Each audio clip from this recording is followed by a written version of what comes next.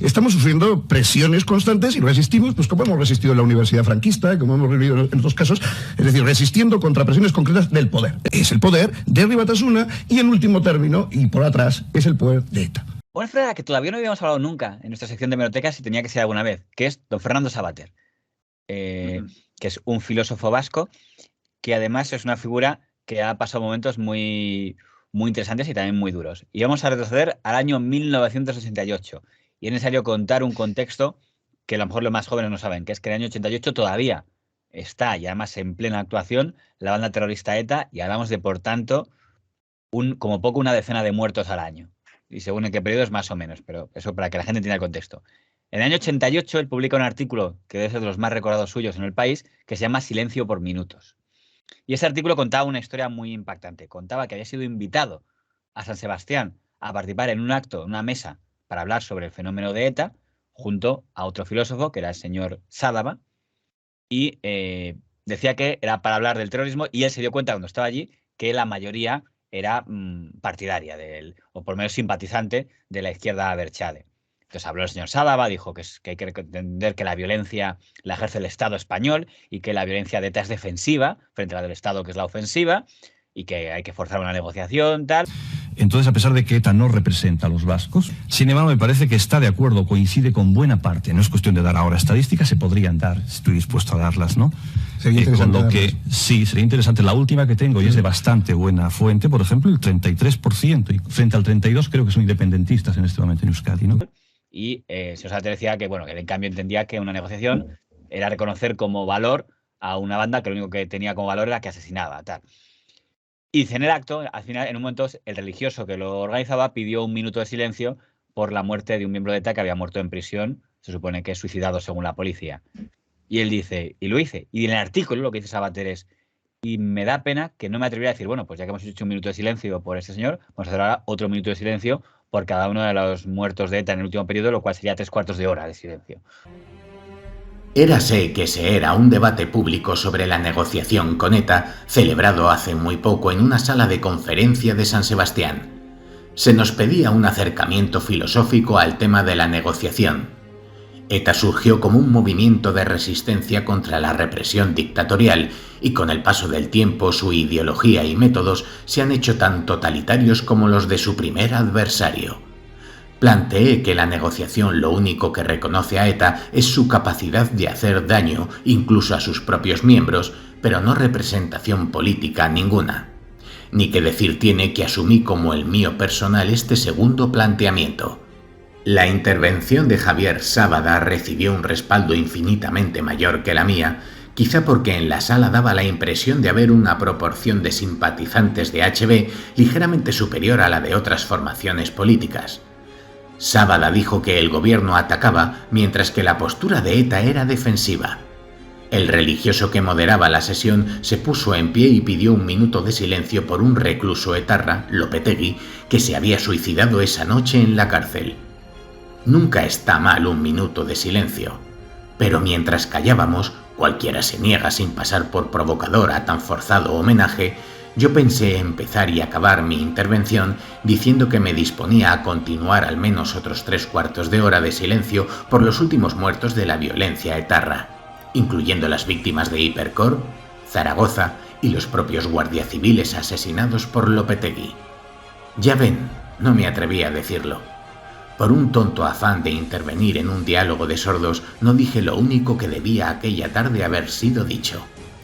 Aún tengo mal sabor de boca por haber añadido un minuto de mi silencio a tanto silencio cobarde como retumba en Euskal Herria. Es curioso porque está publicando un artículo donde en el fondo se está llamando cobarde a sí mismo. Fernando escribía una cosa sobre su propia cobardía.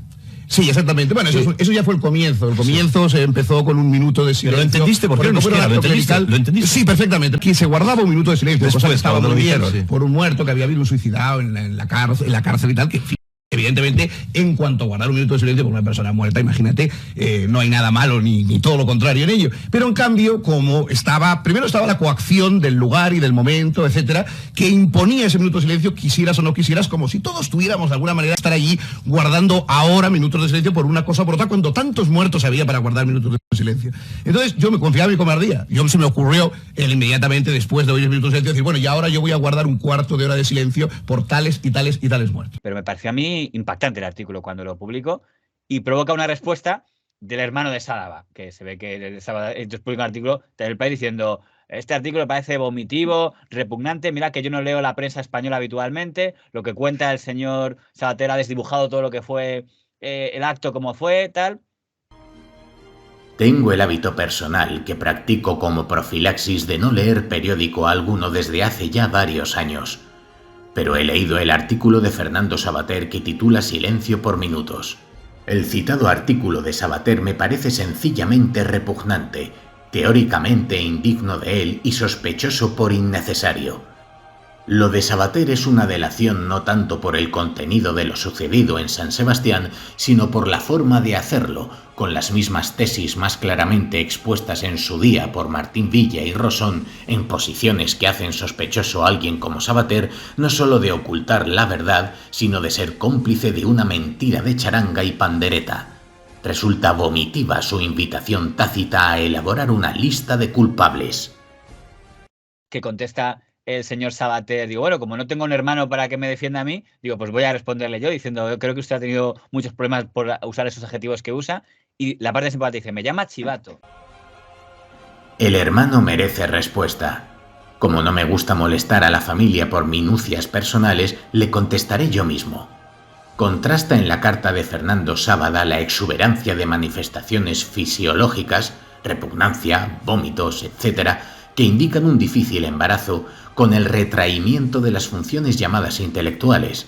No lee periódicos, habla muy poco y tiene evidentes dificultades en la expresión escrita.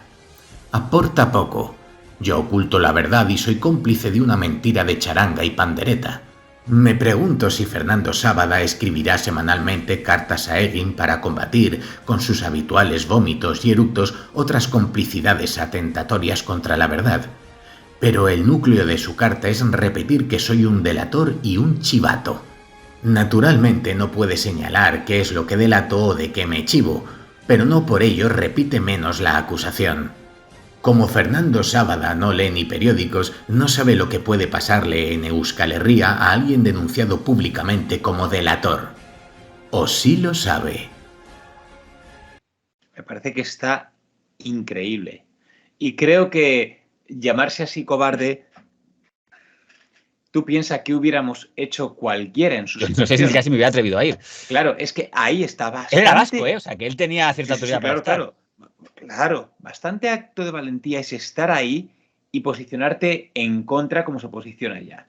Entonces dices, joder, a mí me parece que un artículo maravilloso, sobre todo por la humildad con la que lo trata, que dice, oye, yo estuve ahí, porque muchos dirán, es un héroe, ya solo ha defendido un poco lo que piensa el resto de España con todo este tema, lo ha defendido ahí, delante de ellos, a su cara, pero él mismo se echa en cara que no ha sido suficiente, que es que tenía que haber luchado un poco más. Y a mí me parece súper bonito. Criticarlo, pues me parece un ejercicio de un complejo y un catetismo gigantescos, como ya ha demostrado esta gente, pues históricamente. Tuvo una segunda parte de esta historia, que es que el señor Sádava en su respuesta decía, y en San Sebastián es que podemos hablar de estos temas. En Madrid sería impensable que se pudiera hablar de esto. Y entonces Televisión Española tiene un programa que se llama Querido Pirulí, que decía el señor Tora, digo así, pues invito a los dos. Y invitó al programa tanto al señor Savater como al señor Sádava para que hablaran de lo mismo y demostrar que se podía hablar. Javier Sádava, filósofo y vasco, desafiaba desde las páginas del País a Fernando Savater, filósofo y vasco, a exponer claramente lo que ambos dijeron en San Sebastián, en cualquier medio de difusión nacional, que sea realmente tal cosa. De hecho, pues habíamos mantenido ya una polémica bastante extensa en el país y no creo que haya ningún impedimento especial para tenerla aquí. Comentaba esa especie de victimismo hacia Madrid, decir, en Madrid no nos dejan hablar, en Madrid no nos dejan decir, que a mí me parece repugnante. Entendió que el coloquio no sirvió de mucho porque al final fue básicamente nos remangamos y nos llamamos de todo mutuamente. Porque de hecho le dijo el señor Sádava a Savater que al final tú hablas como la policía, tienes como... Y entonces el otro dijo, y tú te empeñas en señalar, como dando instrucciones para que algún hermano pueda hacer algún gesto, digo... Yo, desde luego, a ti que te entendieron con toda seguridad. Vamos, eso sí, ves, a mí ese fue el problema, me entendieron inmediatamente. Eso no me cabe la menor duda, eso que te entendieron inmediatamente. Sí. Hombre, como le entienden muy bien a la policía, lo entienden inmediatamente. No, pero ves, esta mezcla de meter la policía, de meter el GAL, etcétera, este intento siempre de la delación, de a ver si el hermano mayor, digamos, de alguna forma castiga al que está hablando. ¿Qué voy a hacer? ¿Pero por qué la policía? ¿Por qué cuando yo te digo que tú no has sostenido las ideas de ETA, de alguna forma te sientes delatado? Cosa que yo nunca he delatado. Y en cambio tú tienes que introducir ahora el tema de la policía, como señalando con el dedo y sabiendo lo que eso significa en el País Vasco, Javier. Entonces, al final, ya digo, fue un cruce de ataques básicamente para demostrar lo mal que se van los dos filósofos y vascos, pero con dos posicionamientos diferentes. Pero al final Televisión Española lo que consigue es, oye, demostrar que es mentira, que aquí en Madrid sí se puede hablar de ello y no pasa nada. Y lo de que en el País Vasco sí se podía hablar y uno puede ir directamente diciendo lo que es, lo que no es, pues mira, si eso fuera así, la Ertzaintza no iría con pasamontañas. Hubo una cosa curiosa, un periódico de Madrid que se llama El Independiente, que ya no existe, que lo dirigía don Pablo Sebastián, que luego fue tertuliano durante muchos años y estuvo en una etapa en Telemadrid, pues escribió un editorial diciendo la derrota de Sabater, como qué mal lo ha hecho Sabater y qué bien lo ha hecho el señor Sádava, lo cual llamó bastante la atención. Un filósofo, es un decir, tiene al menos que parecerlo. Y Fernando Savater no lo pareció en la polémica que mantuvo con Javier Sábada ante millones de telespectadores y gracias a la oportunidad y al acierto que Fernando García Tola tuvo en este caso en su programa Mi querido Pirulí.